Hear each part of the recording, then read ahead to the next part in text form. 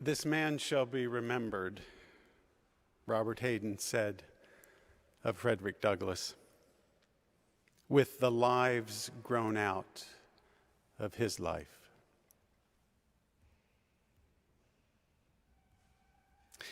Father's Day has gotten a lot more complicated in recent years, as has the celebration of Mother's Day, in part because we are doing a better job of distributing the authority and the nurturing aspects of parenting, and in part because we're more aware that gender identity is more a spectrum than a binary. But it's also gotten more complicated because I think we're being more honest about what we are given. It turns out that some parents are good at being parents, and others perhaps not so much. So I know for many of us, perhaps most of us, days like today are bittersweet. Yes, recognizing what we have been given, but also mourning what we have not. The poet Alberto Rios grew up hardscrabble on the border between the United States and Mexico in South Texas. And he took what he was given by his upbringing, by his parents, to become one of the finest contemporary American poets. He reflects on the line, "One river gives its journey to the next." So ultimately the question becomes not what we were given, but what we will pass along to those around us and those who will come after us. As our meditation this morning, this is Alberto Rios' poem, "When Giving is All We Have." We give because someone gave to us. We give because nobody gave to us.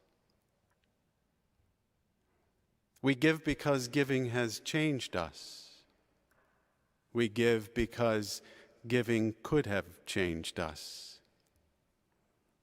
We have been better for it. We have been wounded by it. Giving has many faces. It is loud and quiet, big though small, diamond in wood nails. Its story is old, the plot is worn, and the pages too, but we read this book anyway, over and over again. Giving is first and every time, hand to hand, mine to yours, yours to mine. You gave me blue and I gave you yellow. Together we are simple green. You gave me what you did not have, and I gave you what I had to give. Together, we made something greater from the difference.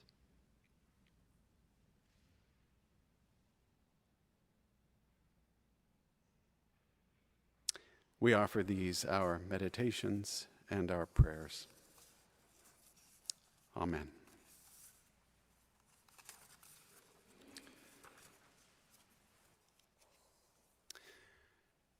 Some years ago, at the end of a long day, near the end of a long week, my wife Holly Atkinson and I met up in the lobby of the building where we were then living. We were scheduled to go to a reception to celebrate the launch of a capital campaign for Holly's medical school alma mater. But we were both tired, and at that moment, neither of us wanted to go. Besides, we were already late. We really wanted to go up to our apartment and take the rest of the evening off. So for 10 minutes or so, we sat in the lobby debating the relative merits of the options before us. It was a close call, but in the end, we decided to go to the reception. It was only a couple of blocks away, and we had already RSVP'd yes. We comforted ourselves by agreeing that we could leave early. A few minutes later, we found ourselves among a lively group of people.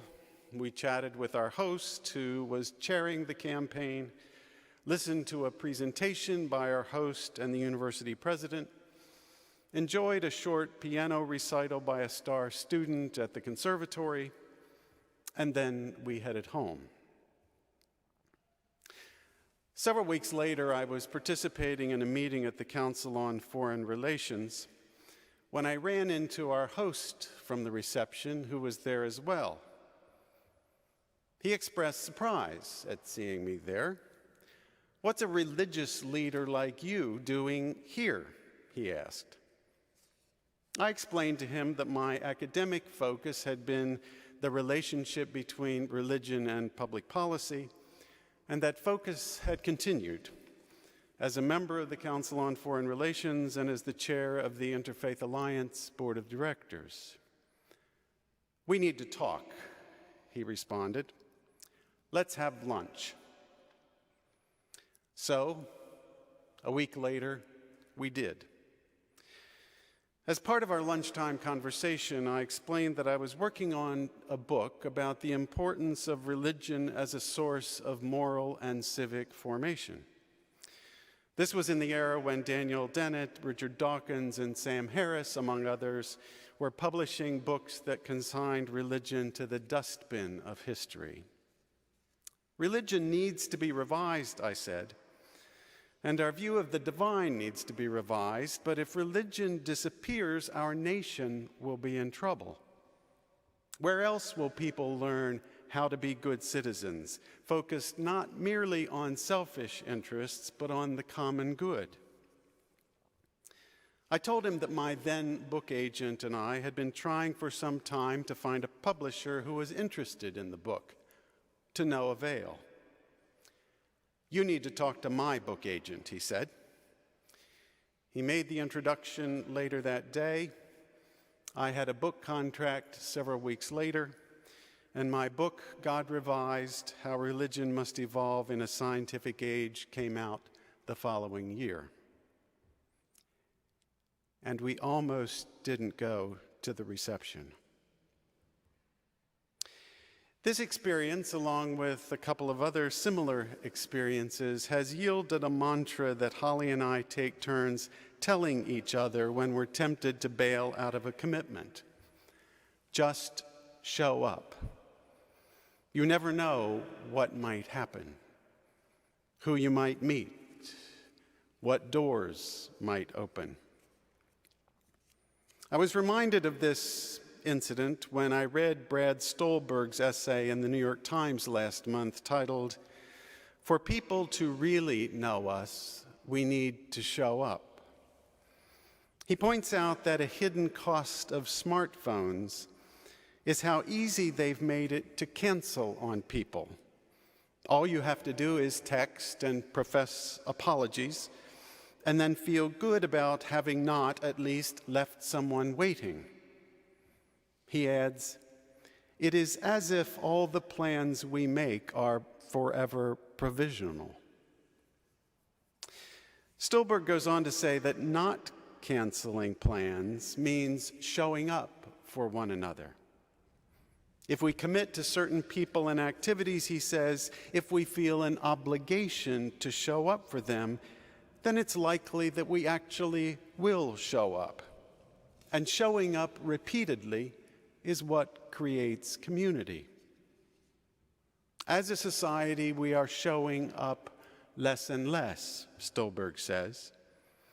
In our age of autonomy, efficiency, boundaries, and self-care, we too often deprioritize, if not overlook altogether, the wellspring of strength and meaning that comes from obligation. Besides, if we don't understand our commitment to show up as an obligation, no one will miss us if we don't show up. When you aren't missed, Stolberg says, you become lonely. Recent polling data from Morning Consults found that 58% of American adults feel lonely. In other words, in a room of 500 people, 290 are lonely, with a whopping 79% of young adults reporting feeling lonely. In the past, one of the key sources of a mutual sense of obligation in our culture has been organized religion. People would make a commitment to show up week after week, not only for worship, but also for study, fellowship, advocacy, and service to the community. Research has consistently shown that people who regularly participate in religious community are happier, healthier, and live longer than those who don't. Some people today still participate regularly in a religious community, as your presence here this morning illustrates. But religious participation as an obligation has been fading, and along with it, the benefits of having a solid source of identity and community. The role of religious practice is to build into our lives those obligations that are necessary to our physical, emotional, and spiritual well-being. After all, the word discipline and the word disciple come from the same root. On the night before Jesus of Nazareth was crucified by the Romans, he gathered his 12 disciples together for dinner, the so-called Last Supper. They talked among themselves as they ate bread and drank wine. Jesus spoke to them about his commitment to them and their commitment to each other. Much has been made ever since about the ritual of eating bread and drinking wine in remembrance of Jesus, a rite known in the Christian tradition as Holy Communion. My own view is that this narrow focus on the bread and the wine may well have been added after Jesus died. It's just as likely that he was telling them to get together regularly for dinner, to talk with each other about what they had learned together, and the lasting power of the commitments they had made to each other. In this sense, to be a disciple is to have the discipline to keep showing up. It's true that religious communities are not the only places where people can find a source of identity and community. But whatever the source, it needs to be defined by a sense of obligation. Our identity, both as individuals and as a community, is defined by commitments to other people that we take seriously. Otherwise, we will ultimately find ourselves alone. One of my favorite expressions of this dynamic comes from a poem by Robert Frost, who knew well the challenges of finding an identity and a source of community. He knew loss and loneliness firsthand. When Frost was 11 years old, his father died of tuberculosis, prompting the rest of the family, Frost himself, along with his mother and sister, who was 2 years younger, to move from San Francisco to Massachusetts. After finishing high school, Frost studied at Dartmouth for 2 months and later spent 2 years at Harvard, but he never earned a college degree. He worked as a teacher, a shoemaker, a newspaper editor, a factory worker, and then he tried his hand at farming, at which he failed. Along the way, Frost's mother died of cancer when he was 26. Frost and his wife, Eleanor Miriam White, with whom he had been co-valedictorian in high school, eventually had 6 children. 2 died as infants, and 1 died at age 8 of cholera. Mental illness took its toll on the family as well. One of Frost's sons committed suicide at age 38, and both Frost's sister and one of his daughters were eventually committed to mental hospitals.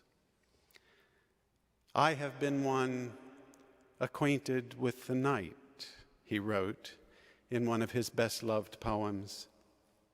"I have walked out in rain and back in rain.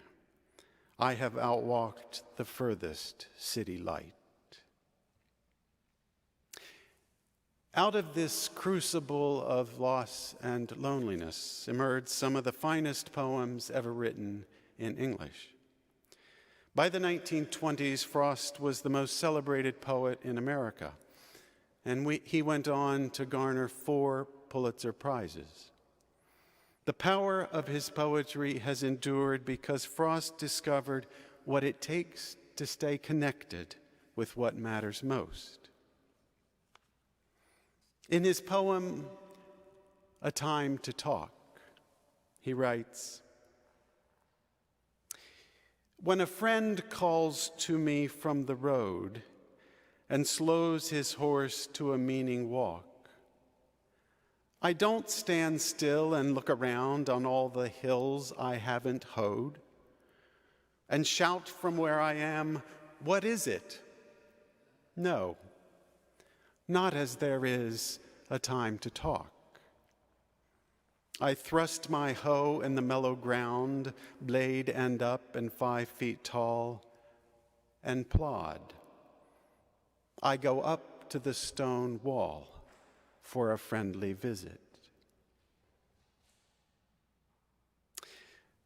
Frost published this poem more than a century ago, but it's just as relevant today as ever, and perhaps even more so. When the opportunity to talk with a friend interrupts your day, it's not the time to look at your to-do list and decide that you don't have time. Nor is it the time to treat the conversation instrumentally as a means of getting something arranged or making something happen. No, not when there is a time to talk. Consider the invitation an obligation. Put other things aside. They'll be there when you return. Instead, invest your time and energy in relationships that will give you a sense of identity and community, that will provide you with a source of support and the experience of belonging. In Brad Stolberg's essay, he describes hiking under old-growth redwoods in Northern California. He says the roots of these mammoth trees, stretching some 200 feet into the air above us, run only 6 to 12 feet deep. Instead of growing down, they grow out, extending dozens of feet to each side, enmeshing themselves with the roots of their neighbors. This is why we never see a lone redwood. They can survive only in a grove, bound together in obligation. Stolberg concludes, if we want the strength, stability, and staying power of a redwood, we'd be wise to enmesh ourselves in obligation with others and to work toward a society that makes this possible for everyone. Amen. I love you. May God bless us all.